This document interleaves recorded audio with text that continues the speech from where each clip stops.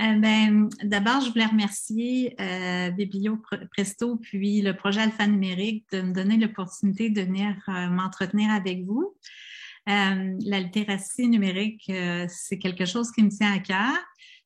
Ces 10 dernières années, j'ai travaillé à Mila sous différents rôles, mais surtout à la fin comme directrice IA pour l'humanité. Donc, tous les aspects éthiques, qu'est-ce qu'on peut faire avec l'IA pour améliorer la vie des gens, c'est des choses qui me tiennent à cœur. Alors, c'est pour ça que j'ai envie d'en parler avec vous aujourd'hui.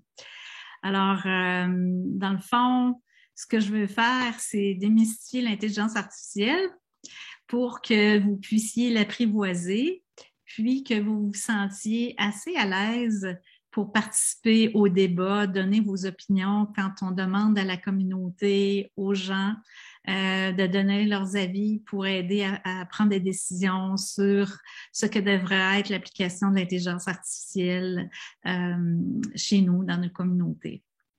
Donc, je vais vous parler un peu d'un monde qui est en adaptation constante. Je vais vous expliquer un peu qu'est-ce que c'est l'intelligence biologique, pour ensuite parler plus en détail de l'intelligence artificielle.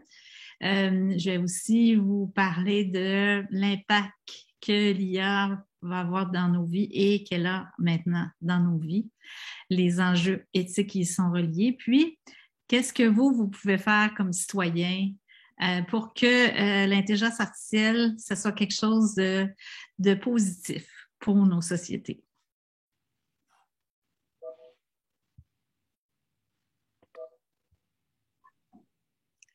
Alors, je vais commencer par cette belle phrase-là, cette belle idée-là qui nous vient du Yi King. C'est un livre de sagesse, de pensée philosophique chinoise qui est vieux de 1000 ans et qui nous parle de l'impermanence et qui dit que la seule chose qui ne changera jamais, c'est que tout change toujours, tout le temps.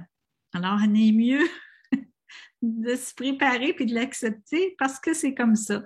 Si c'était comme ça il y a 1000 ans, il y a de fortes chances que ça continue à être comme ça à l'avenir. Donc, comme je vous disais, ça résume en fait l'idée de l'impermanence, le fait que tout change tout le temps. Puis, c'est ça, l'impermanence, on y fait face tous les jours de notre vie. Et la preuve, me voici à 3 ans avec ma famille aux États-Unis, sur le bord de la mer. Puis à ce moment-là, la phrase qui était ma phrase fétiche, ma phrase préférée, c'est « j'ai capable ». Alors, un matin, je me suis réveillée tôt le matin dans ma petite chambre et puis j'ai eu envie de m'acheter des mini chiclets. Bien, ça aussi, c'est l'impermanence parce que les mini chiclets, maintenant, c'est dans les musées. C'est des bonbons rétro, hein? C'est des antiquités. Ça n'existe plus, on n'en fait plus. Mais à cette époque-là, il y en avait. Puis moi, j'avais envie d'en avoir ce matin-là. Alors, je me suis dit, je sais comment aller au magasin puis acheter des mini chiclets parce que j'ai déjà vu mes parents faire des courses. Je sais qu'il faut que je sorte de la maison puis que je trouve un magasin. Alors, je me suis dit, tout le monde est endormi, je vais déranger personne. J'ai capable, je vais y aller. Donc, je suis sortie de la maison comme ça. Et puis là, je marchais sur le trottoir. Je savais pas où j'allais. Je m'en allais en explorant, mais je savais qu'est-ce que c'était un magasin. Alors, j'en cherchais un. Et puis là, c'était drôle parce qu'il y avait plein de gens qui se retournaient sur mon passage. Une petite fille de 3 ans qui marche sur un trottoir toute seule, c'est particulier. Puis là, moi, je me disais, je suis chanceuse, j'ai plein d'amis, tout le monde me fait des beaux sourires. Alors, moi, je continuais, puis je rentre dans le magasin. Et là, je demande à la dame qui est derrière le comptoir, c'est là des mini chiclets parce que j'aimerais en acheter. Et là, elle ne comprend rien de ce que je dis parce qu'elle ne parle pas français. Donc, elle me fait signe que de m'asseoir à côté d'elle puis d'attendre. Alors, moi, je me dis, oui, je comprends. Peut-être elle voit que je n'ai pas de sous. Alors, je lui ai dit, écoutez, inquiétez-vous pas, mes parents, ils vont venir bientôt, puis ils vont vous donner des sous pour les mini chiclets. Elle ne comprenait toujours pas, mais moi, j'étais certaine que mes parents arriveraient. Et comme prévu, je vois arriver mes parents quelques temps plus tard. Alors, il faut savoir qu'à l'époque, il y a un tueur en série qui sévissait à cette époque-là dans la région. C'est très vrai ce que je vous dis. Et là, mes parents, quand ils ne m'ont pas vu dans mon lit le matin, ils ont vraiment paniqué. Puis là, ils m'ont cherché partout. Ils ont fait le même chemin que moi. Premier magasin, ils sont rentrés, ils m'ont trouvé. Donc, ils étaient très contents. Fait que moi, j'ai été chanceuse puisque mes parents, ils m'ont serré dans leurs bras, ils m'embrassaient, ils étaient tout contents de me voir. Alors, moi, j'ai demandé des mini-chiclettes, mais il n'y en avait pas. Mais j'étais déçue, mais je me suis adaptée. J'ai eu un prix de consolation, j'ai eu le droit à un popsicle. Et donc, j'étais bien contente de ça. Ce qui veut dire que suite à cette petite aventure-là, moi, j'ai appris des choses. J'ai appris des choses que, premièrement, j'ai appris mon chemin de la maison au magasin. Puis ensuite, finalement, j'ai appris aussi, c'est ce que je me suis dit, bien là, dans ce magasin-là, il n'y avait pas de mini-chiclettes. Probablement qu'il y a ailleurs un magasin qui a des mini-chiclettes. Donc, il va falloir que je recommence. Et un observateur qui m'aurait regardé dans cette histoire-là aurait dit que j'étais en train d'explorer le monde, que je faisais travailler mon intelligence, puis que j'étais en train de m'adapter. Fait que moi, là, dans le fond, mon intelligence mon cerveau était en feu parce que j'explorais plein de choses, j'apprenais plein de choses. C'est sûr qu'à 3 ans, c'était le début. Et puis, il y en avait beaucoup, beaucoup encore des explorations devant moi à faire. Alors, ça m'amène à la définition de l'intelligence. Qu'est-ce que c'est, finalement, l'intelligence? L'intelligence, dans le fond, c'est une réponse de notre capacité à nous adapter à l'environnement pour survivre. Finalement, c'est un mécanisme de survie. On a développé une intelligence parce qu'on vit dans un environnement qui est en changement continuel, puis on doit s'adapter continuellement pour survivre. Et à cause de ça, notre cerveau s'est développé. Et puis, c'est ça qu'on a appelé l'intelligence dans le fond. C'est notre capacité à nous adapter au changement. Et donc, on dit tout le temps qu'une image vaut 1000 mots. Je vais vous présenter une petite vidéo qui explique quand on apprend, nous, qu'est-ce qui se passe dans notre cerveau pendant qu'on apprend. Alors, vous allez voir, c'est assez intéressant. Lorsque tu apprends, ton cerveau reçoit, analyse, puis traite les informations. Celles-ci arrivent sous forme de messages électriques et chimiques. En passant de neurone en neurone, elles sont conservées dans ta mémoire. Ainsi, ton cerveau crée de nouveaux chemins de neurones qui se renforcent, deviennent plus faciles à utiliser et des passerelles apparaissent permettant d'aller de l'un à l'autre plus rapidement. Ces informations sont triées et rangées dans différentes zones. La zone frontale est le lieu des idées, des ressentis et des émotions. La zone temporale s'occupe de ton audition, des sons et des odeurs. La zone occipitale s'intéresse à la vision. Quant à la zone pariétale, c'est le mouvement qui l'occupe. Le cervelet, lui, coordonne, équilibre, planifie et organise les mouvements de ton corps, comme tes activités d'écriture ou de calcul notamment. Si tu as une maladie située dans le cerveau, certaines zones peuvent être endommagées. Dans ce cas, les neurones perdent leur connexion et leur circuit de communication, rendant ainsi les chemins moins praticables. Il t'est alors difficile de tracer une figure géométrique, résoudre un problème ou copier un texte au tableau. Alors, on voit que finalement, quand on apprend, qu'est-ce qui arrive? C'est qu'il y a des connexions qui se font entre nos neurones. Si je reviens à l'histoire de mes 3 ans, ce que j'ai appris, c'est l'itinéraire entre ma maison et le magasin. Et ça s'est répercuté dans mon cerveau qu'il y a des neurones qui se sont connectés. Puis ce réseau-là de neurones connectés sont associés à cet apprentissage-là. Si j'avais fait ce chemin-là pendant plusieurs jours, tous les jours, pendant plusieurs années, probablement que les connexions seraient encore plus fortes, plus intenses, parce que c'était répété souvent. Donc, c'est comme ça qu'on encode l'information dans notre cerveau. Sachant ça, je vous ai expliqué qu'est-ce que c'était l'intelligence humaine. Maintenant, on va regarder pourquoi on parle d'intelligence artificielle. Mais ça vient de gens qui viennent du milieu universitaire, qui étudiaient dans différents domaines. Ça s'est passé à la conférence de Dartmouth en 1956. Il y a quelques-uns des scientifiques qui sont là, qui sont maintenant très célèbres, puis vous en avez quelques-uns ici dans la photo. Ceux qui font du génie électrique, qui connaissent très bien Shannon avec le théorème de Shannon. Mais en tout cas, c'est juste pour dire que ces gens-là sont très connus et ils étudiaient toutes sortes de domaines différents. Et il y en a qui étudiaient les réseaux neuronaux formels, d'autres la théorie des automates, d'autres la créativité, d'autres les statistiques, d'autres les probabilités, d'autres c'était la cybernétique.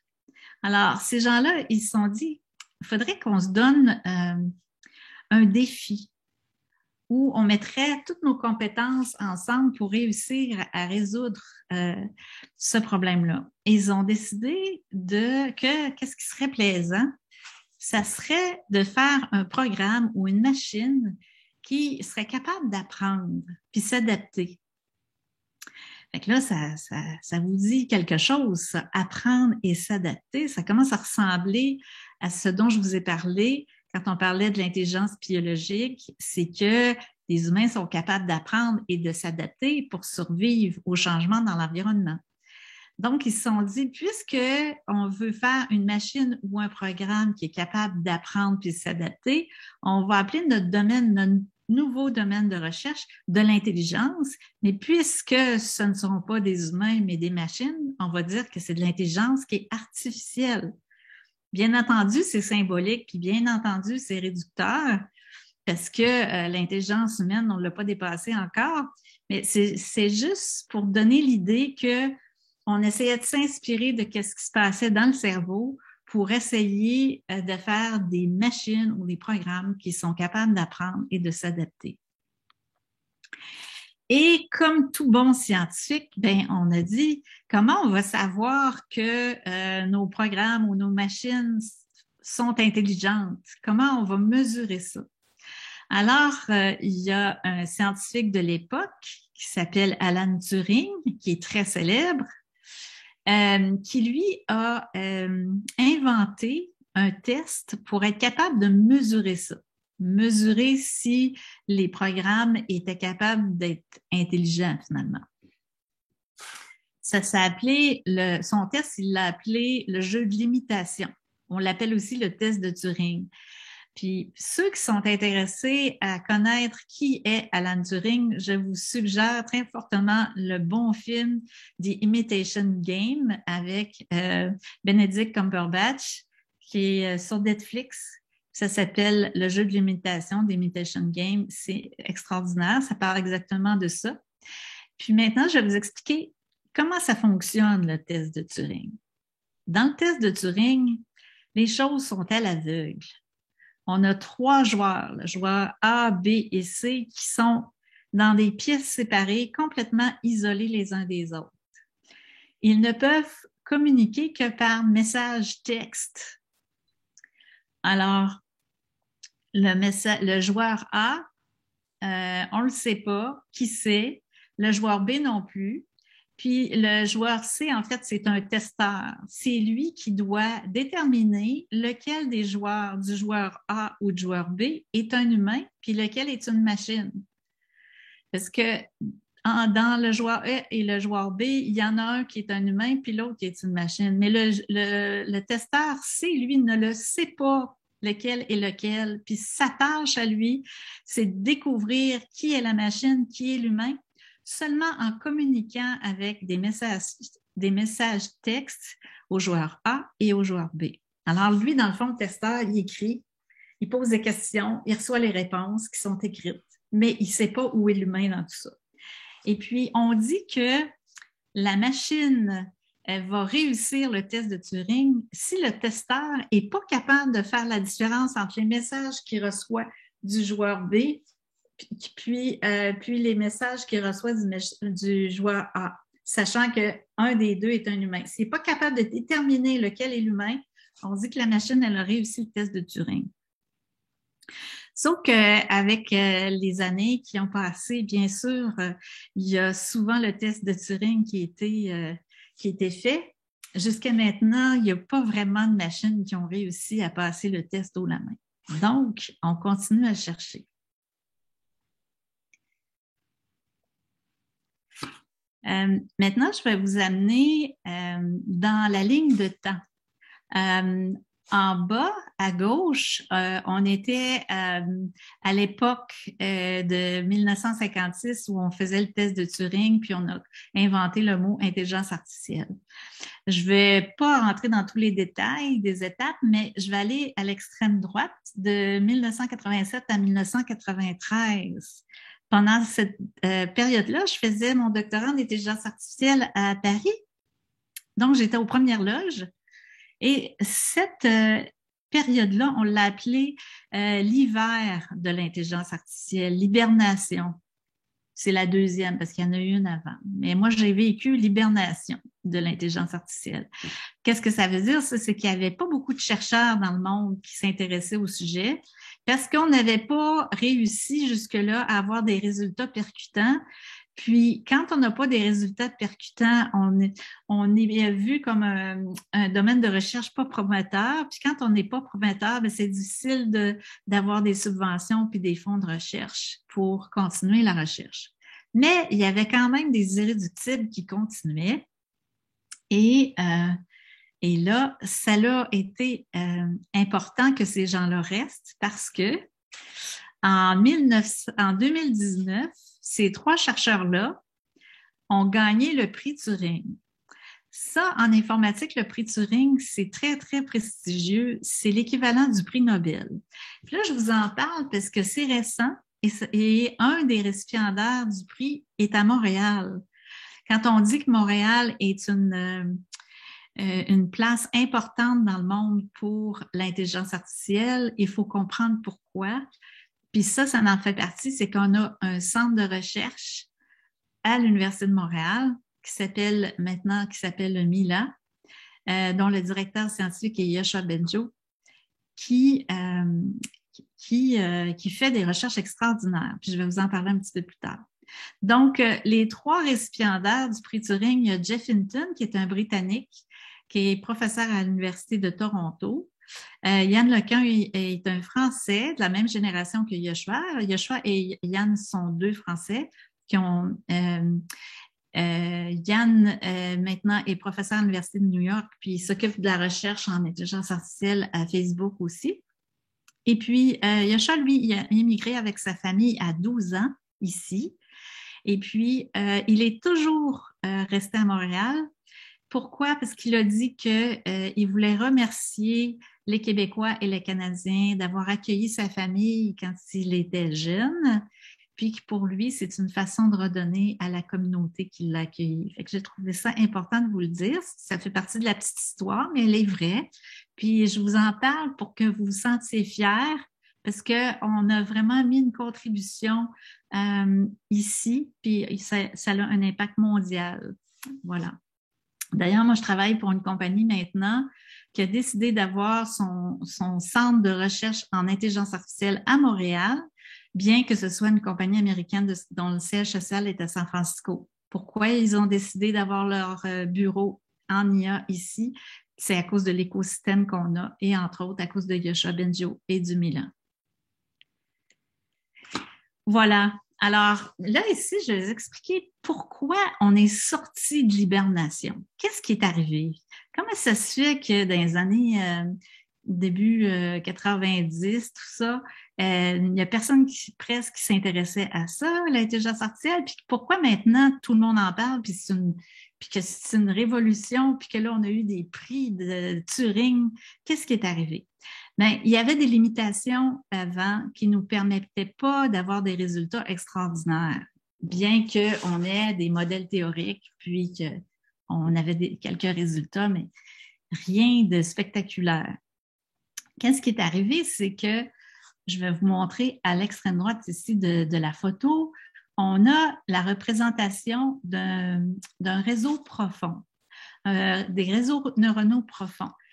Réseaux neuronaux, pourquoi? Parce qu'on parle d'intelligence artificielle. On a utilisé ce qu'on connaît des réseaux neuronaux biologiques, puis on a essayé d'utiliser certaines des idées puis des concepts de l'observation de ces réseaux neuronaux-là biologiques pour faire des réseaux neuronaux artificiels.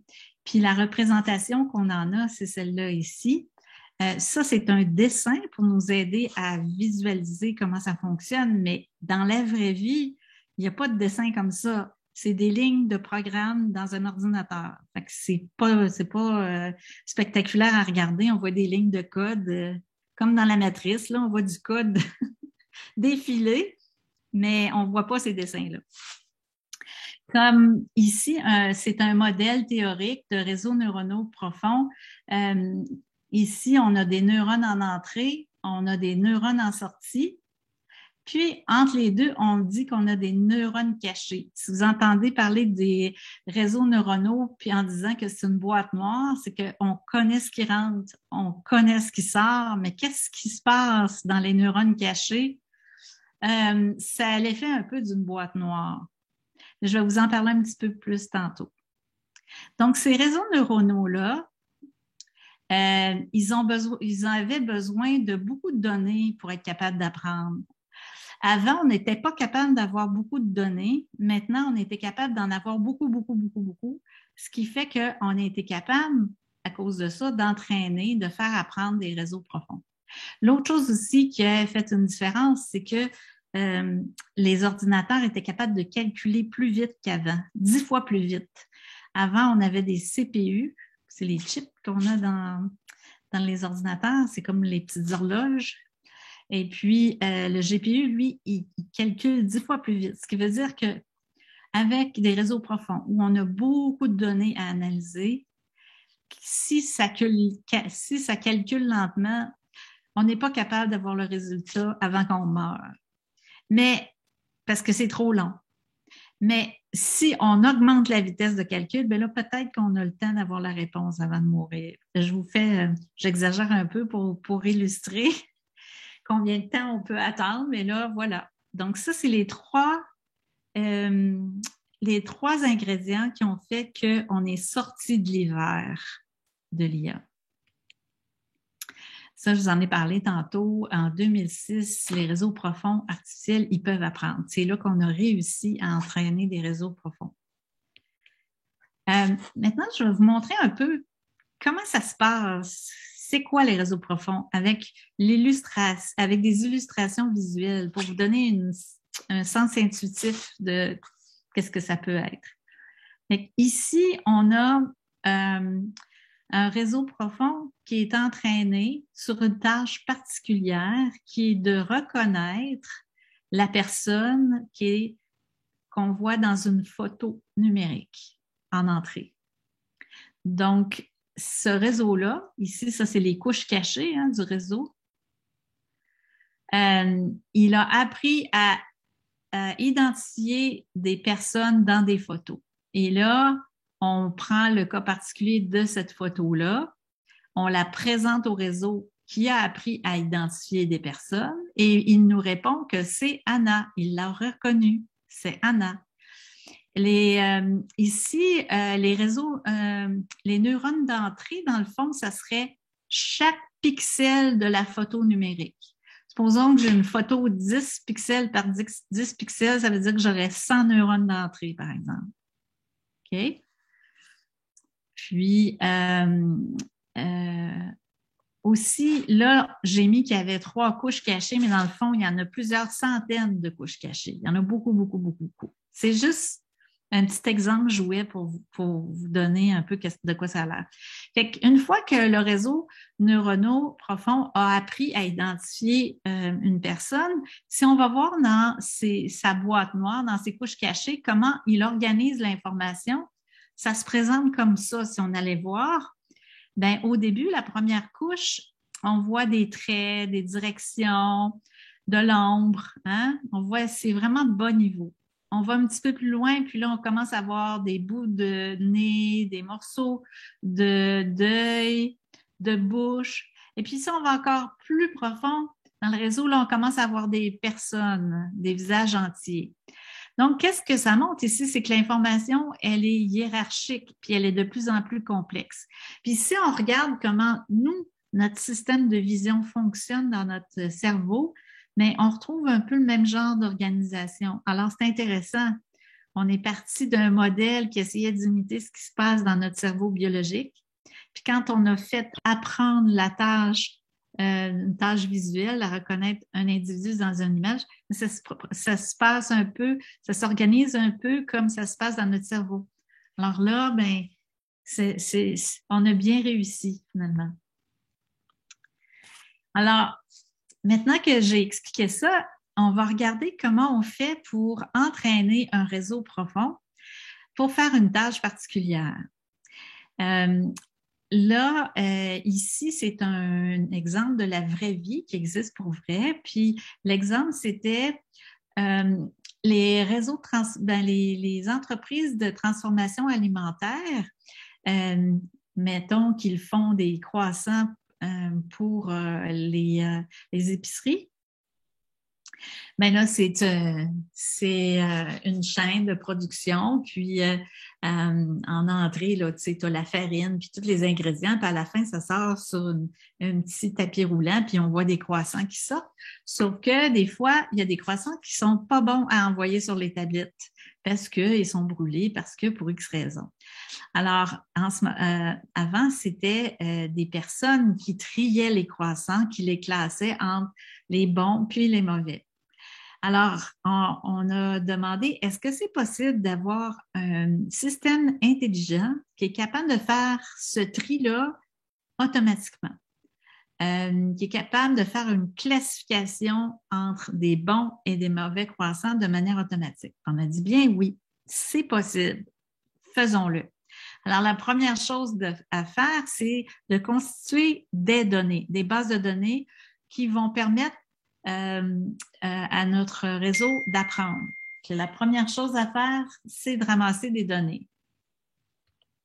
Qu'est-ce qu'on a fait? C'est que là, on doit apprendre à l'ordinateur qu'est-ce que c'est un bon croissant puis qu'est-ce que c'est un mauvais croissant.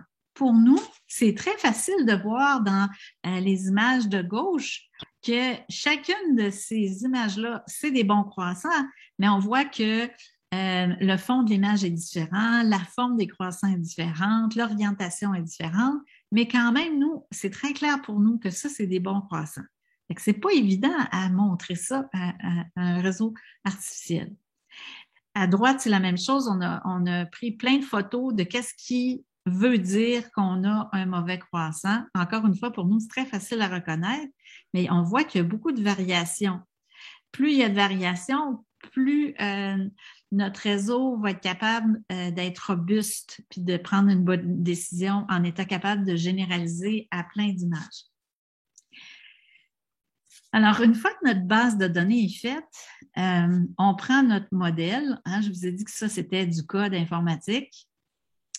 Les scientifiques, eux, ce qu'ils ont réussi à faire, c'est qu'ils ont mis des équations mathématiques pour que les couches cachées apprennent des choses, fassent des liens entre les neurones, puis apprennent des choses. Ça se fait avec des équations mathématiques, puis c'est ça que les chercheurs ont inventé.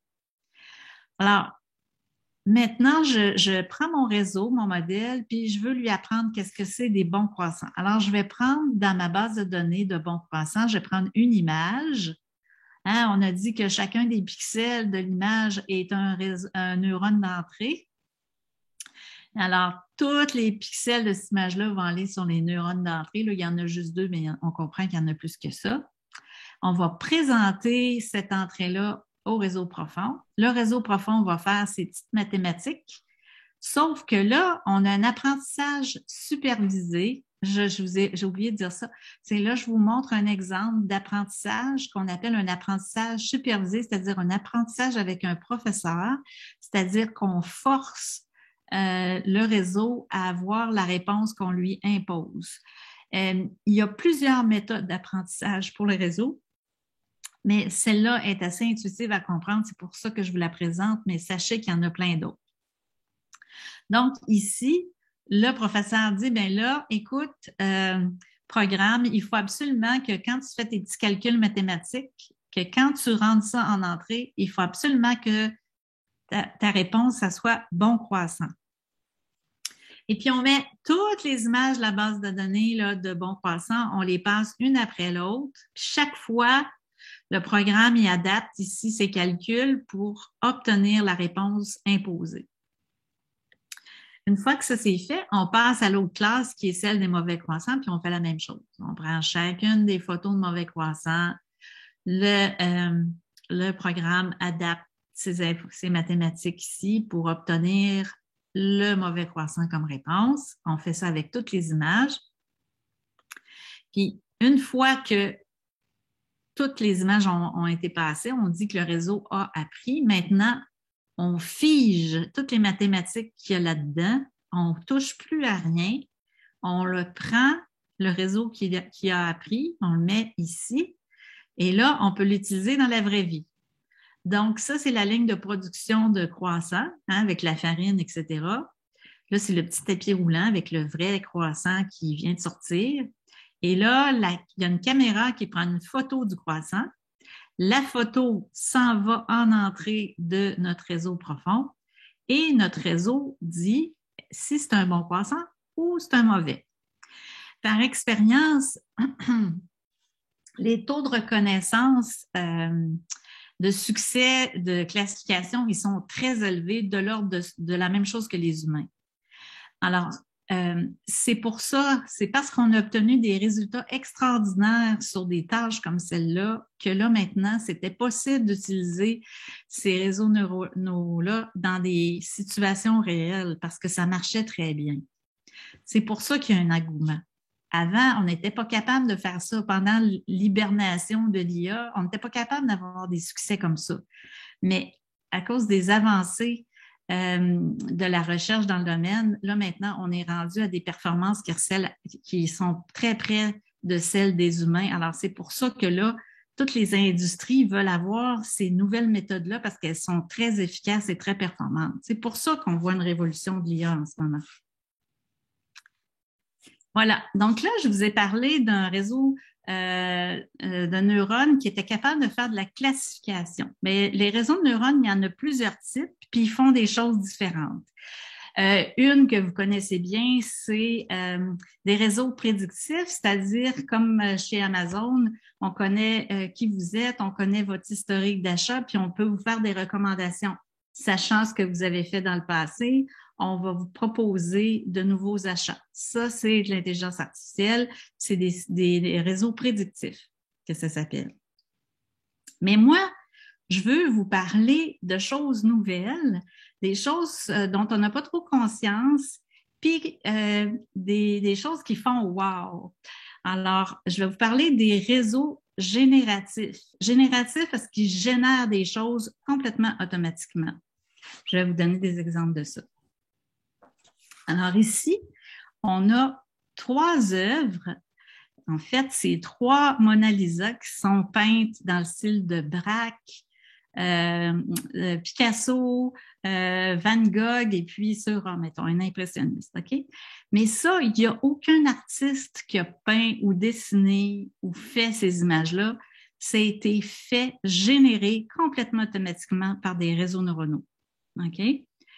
Qui a fait ça? C'est un artiste qui s'appelle, comment il s'appelle ici? Je l'ai dessus. Oh oui, Gene Kogan. Lui, ce qu'il a fait, c'est qu'il a joué avec un programme informatique qui était capable d'apprendre le style d'un peintre. Fait que son apprentissage au réseau neuronaux, c'était d'apprendre le style d'un peintre. Et puis, Jane a dit, bon, maintenant que j'ai un réseau de neurones qui est capable de peindre dans le style de, bien maintenant, je vais lui donner en entrée une photo de la Mona Lisa de Léonard de Vinci et puis je vais lui demander de faire la Mona Lisa dans le style de Picasso, dans le style de Van Gogh, dans le style d'un impressionniste et voici ce que ça a donné. On va aller un petit peu plus loin. Là, je vais vous montrer des visages qui n'existent pas dans la réalité. Ce sont des photos de plein de visages, mais il n'y a aucun de ces visages-là qui sont de vraies personnes. L'application, ça pourrait être de créer des acteurs complètement synthétiques qui ont l'air vraiment des vrais acteurs. C'est le début. Toutes ces images-là ont été générées automatiquement par des réseaux neuronaux.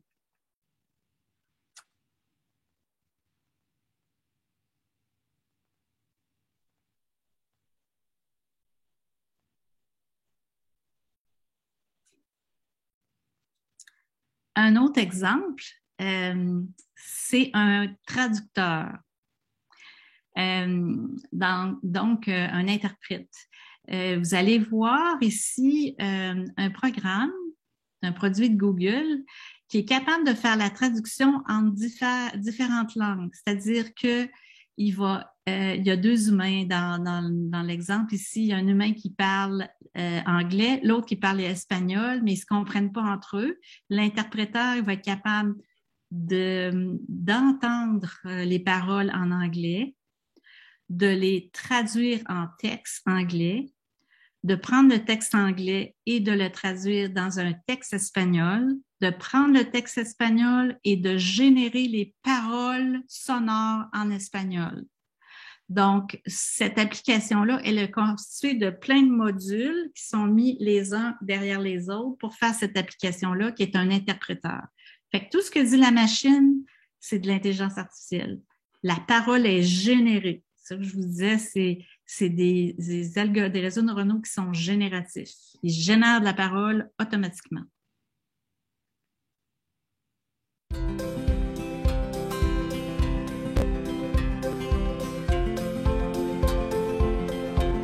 Hi there. How can I help you? Hola, ¿habla español?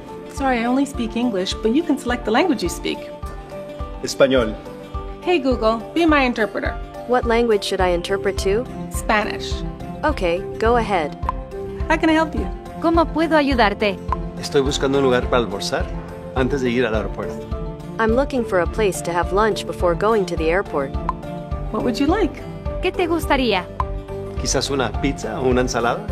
Pizza or salad? There's a great place around the corner. You can take the train from there to the airport. Hay un buen lugar a la vuelta de la esquina. Puedes tomar el tren desde allí hasta el aeropuerto. Perfecto. Gracias. Perfect, thank you. No problem. We hope you enjoyed your stay. Esperamos que hayas disfrutado tu estadía.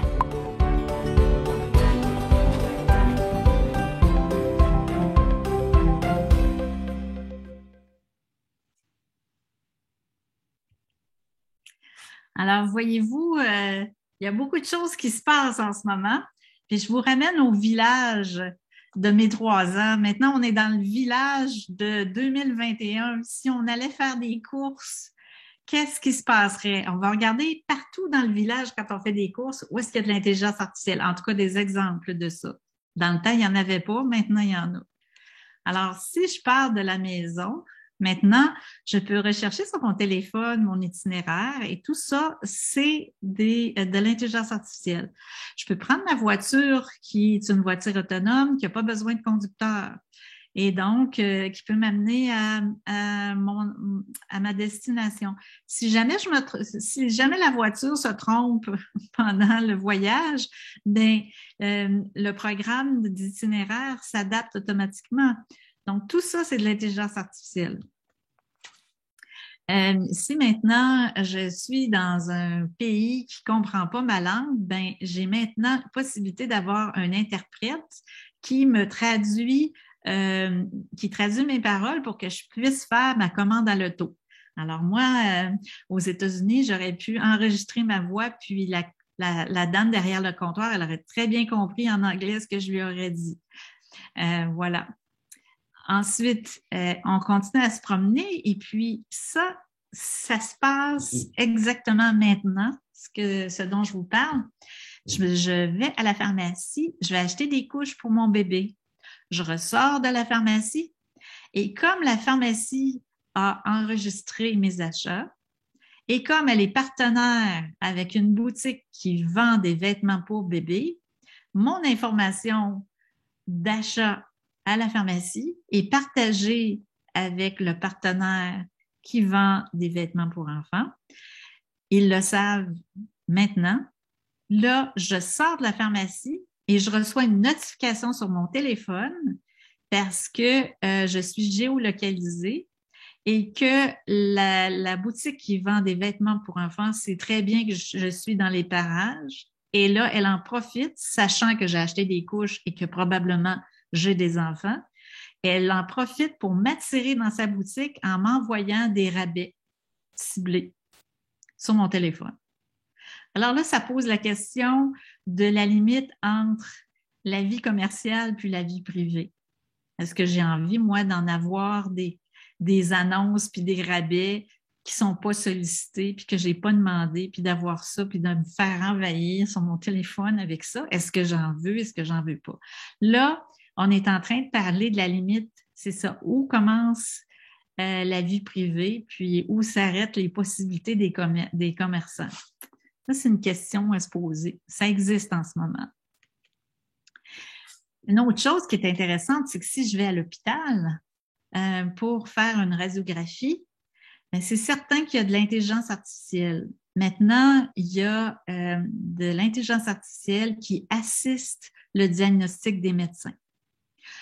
On dit que l'intelligence artificielle assiste le médecin parce qu'en ce moment, notre confiance envers les machines n'est pas encore assez grande pour dire j'ai pas besoin du médecin et je vais faire confiance au diagnostic posé par la machine. On n'est pas rendu là. Comme dans le temps où prendre l'avion, c'était pas sûr qu'on allait revenir en un morceau. Maintenant, on fait ça les yeux fermés, c'est la routine. Il y a même du pilotage automatique. Hein. Les pilotes, ils sont pas toujours en manuel. C'est beaucoup assisté par des programmes informatiques. Puis là, ben ça ne nous dérange pas trop parce que le pilote est là au cas où. Fait que là, c'est la même chose. Le médecin est là au cas où, mais c'est pas mal l'intelligence artificielle qui fait le travail. Mais le positif de ça, c'est que parce qu'il y a des programmes qui sont capables de diagnostiquer des cancers plus tôt que ce qu'un médecin est capable de voir, ça veut dire qu'on a augmenté l'espérance de survie des gens qui ont un cancer de l'estomac, par exemple. Fait que ça a amélioré la vie des gens. C'est pour ça qu'en ce moment, il y a beaucoup d'investissements dans les applications pour la santé avec l'intelligence artificielle. On pourrait continuer de marcher dans notre village et puis là, tout d'un coup, on est à un carrefour un peu louche, puis là, il commence à avoir des caméras. On sait maintenant que les caméras, ils peuvent faire de la reconnaissance faciale. Ça, c'est de l'intelligence artificielle aussi. On peut même aussi, à partir d'une séquence vidéo, détecter des mouvements louches ou des activités louches. On est capable de détecter ça. Donc là, qu'est-ce qu'on veut? Il y a une balance à faire entre sécurité et vie privée. Parce que là, ça pourrait devenir Big Brother is watching you aussi. Alors, il faut mettre des garde-fous, des limites, mais c'est à nous de les définir ensemble, ces limites-là. Parce que ça peut être positif. Alors, comme on a bien des questions qui sont posées jusqu'à maintenant avec les applications des programmes en intelligence artificielle, il y a des chercheurs, des éthiciens, des philosophes, des gens de la société civile qui se sont réunis. Et ça s'est passé à Montréal, c'est pour ça que je vous en parle. Ça aussi, vous devriez en être fiers parce qu'on a été dans les premiers à faire ça. Il en est sorti la Déclaration de Montréal. Puis ça, je vous invite à aller la lire. Vous tapez Déclaration de Montréal, intelligence artificielle responsable, vous allez tomber dessus, puis vous allez voir tous les principes éthiques qu'on pense, nous, qui devraient être respectés quand on pense à faire des applications avec l'intelligence artificielle. Là, je ne vous lirai pas tous les principes, mais par exemple, ça dit que quand on fait de l'intelligence artificielle, il faudrait que l'intelligence artificielle favorise le bien-être des humains, favorise l'intimité et la vie privée des humains, favorise l'équité, la démocratie. Alors, vous irez voir ça. Bien sûr que de l'éthique, c'est de la philosophie, c'est l'idéal. Maintenant, il reste qu'il faut transformer ces principes-là dans les lois. Il faut en faire des lois, des réglementations. Puis ça va toujours plus lentement, hein, parce que là, on découvre des choses, on avance, mais là, les lois ne sont pas faites encore. Qu'en ce moment, c'est ça qui est en train de se produire. On commence à légiférer de plus en plus, puis ce n'est pas tout le monde sur la planète qui légifère de la même façon. Là, je vais vous montrer autre chose. C'est pas parce qu'on est devant un programme informatique d'intelligence artificielle qu'il faut tout gober, qu'il faut penser que c'est 100% la vérité, la réponse, puis qu'il faut dire qu'il ne faut pas exercer notre sens critique. Au contraire. Pourquoi? Parce que les programmes d'intelligence artificielle, je vous l'ai expliqué, sont basés sur des données et dans la vie, il y a des biais dans les données. Si on n'en tient pas compte, on va obtenir des résultats qui ne sont pas terribles. Par exemple, il y a un programme d'intelligence artificielle qui était entraîné sur des données qui étaient racistes. Puis, à la fin, l'intelligence artificielle, elle était comme un troll, elle insultait les gens, elle était raciste parce que les données sur lesquelles elle était entraînée, cette intelligence artificielle-là, étaient comme ça. Donc, ça aussi, au point de vue éthique, il faut considérer ça, il faut être conscient qu'il y a des biais dans les données. Puis avant de travailler avec les données, il faut vraiment les nettoyer puis s'assurer qu'on n'apprend pas des choses déplorables, disons. Alors, il y a une chercheure qui s'appelle Joy Buolamwini. Puis, si vous vous intéressez à son travail, elle a fait un documentaire sur Netflix, ça s'appelle Coded Bias. Je vous le suggère, c'est très bien fait. Ça parle des biais. Puis là, je vais vous montrer un extrait. On voit que le programme d'intelligence artificielle, il fait de la reconnaissance de visage. Puis quand il voit votre visage, il met des losanges dessus. Quand il ne voit pas votre visage, il ne peut pas mettre les losanges. Alors, vous allez voir qu'est-ce qui est arrivé à Joy. Got a face. Can you see my face? No glasses face? You can see her face. What about my face? Well, I've got a mask. Can you see my mask?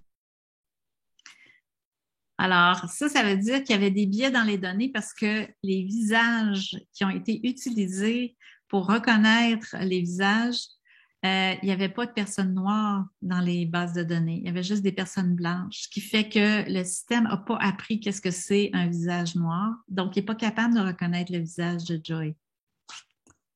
Ça, c'est des biais. Donc, il faut être bien conscient de ça, puis c'est très important. Got a face.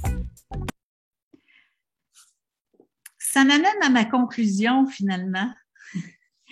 Maintenant que mes 3 ans sont révolus, hein, j'ai évolué, puis des mini-chiclettes, c'est de l'histoire passée. Maintenant, quand je me lève le matin, c'est pas des mini-chiclettes que j'ai envie de manger. Je prends mon jus vert, puis je suis très contente. Et puis, l'impermanence du monde, ça nous demande à nous adapter constamment. Mais heureusement, j'ai envie de dire, parce que notre cerveau est équipé pour ça. C'est comme ça qu'on est devenu intelligent, puis que notre cerveau a grossi. C'est parce qu'on est équipé pour faire face au changement. Donc, ça devrait calmer beaucoup d'anxiété par rapport au changement. Parce qu'on est fait pour ça.